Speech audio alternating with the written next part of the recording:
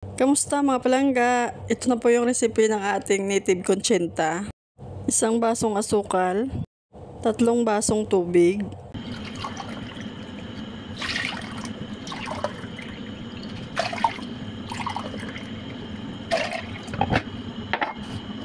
isang kutsarang aswiti powder. Haluin na natin at dahil puting asukal yung ginamit natin, maglalagay tayo ng konting food color na orange. Kalahating kutsarita yung nilagay ko. Haluin na natin hanggang sa matunaw yung asukal bago tayo maglagay ng 1 basong all-purpose flour at 1 basong cassava flour. Haluin na natin ulit mga langga.